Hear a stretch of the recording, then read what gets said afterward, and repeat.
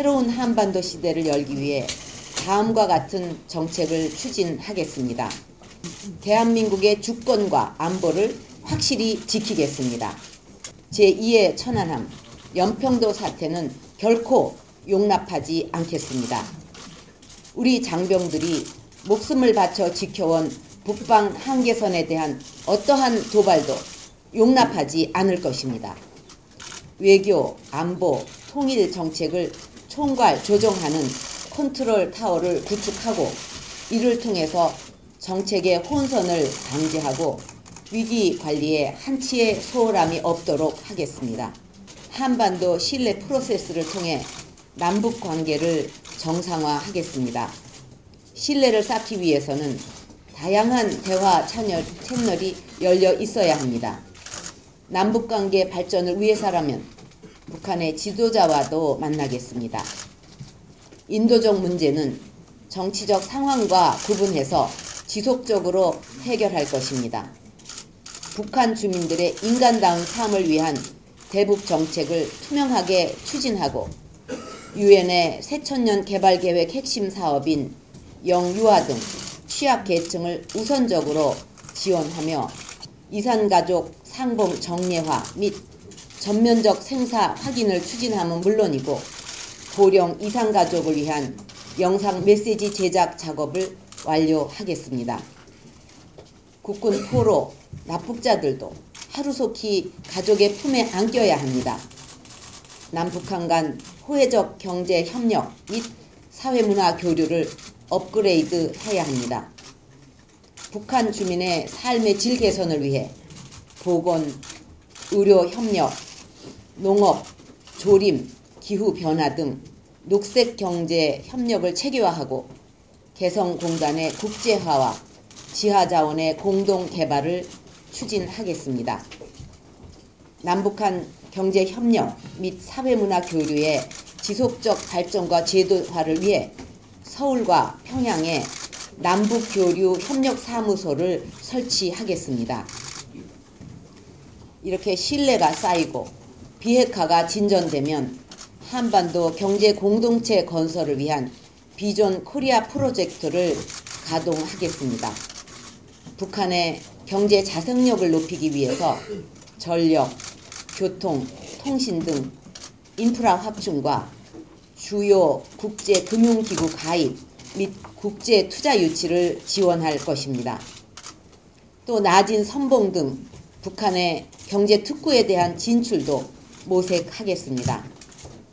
나아가 한반도와 동북아의 공동 이익과 평화 조성을 위해 러시아 연해주, 중국 동북 삼성, 남북한을 포괄하는 북, 남, 북, 러, 남, 북, 중 삼각 협력을 적극 추진할 것입니다.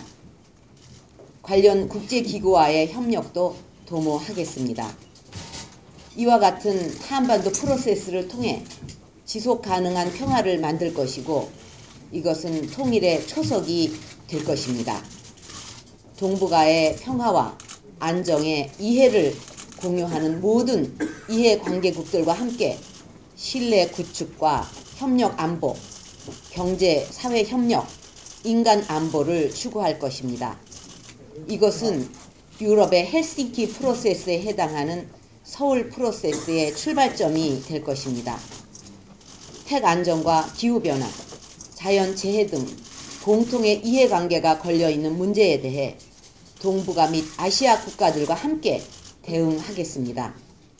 이를 위해서 통합 교통망과 에너지망, 친환경 협력 등을 포괄하는 청사진이 필요합니다.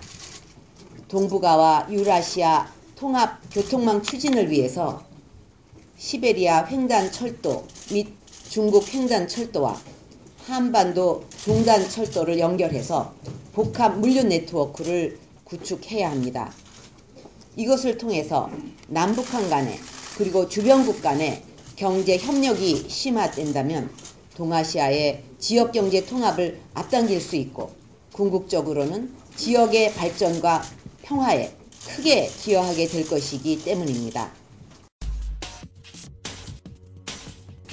물론 지금 당장 시행할 수는 없습니다. 그러나 이런 우리 그 비전을 그냥 손 놓고 있을 것이 아니라 좀 미래 비전을 우리가 좀 그 준비해 가는 그런 그 노력도 필요하다는 생각에서 말씀을 드렸습니다.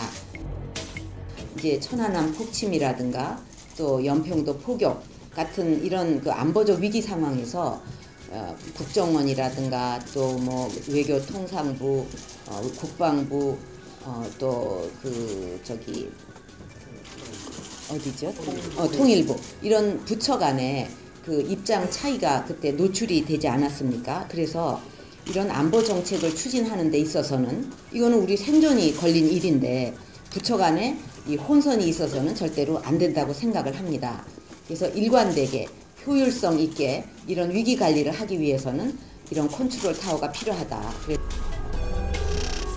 그러니까는 저기 새누리당에 대해서 계속 이렇게 좀 부정적으로 나오면 어떡할 거냐.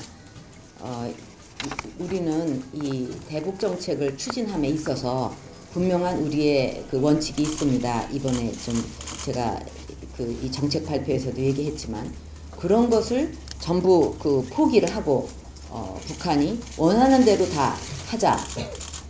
그렇게 있을 수 있겠습니까? 우리가 확실하게 설득을 하고 또 국제사회와 같이 협력을 해서 그 방향으로 나간다면 우리가 반드시 지켜야 되는 원칙을 지키면서 우리 국민이 바라는 또 결국은 남북한 주민들이 모두 행복해지는 그런 그 통일을 이루어갈 수 있다고 생각합니다.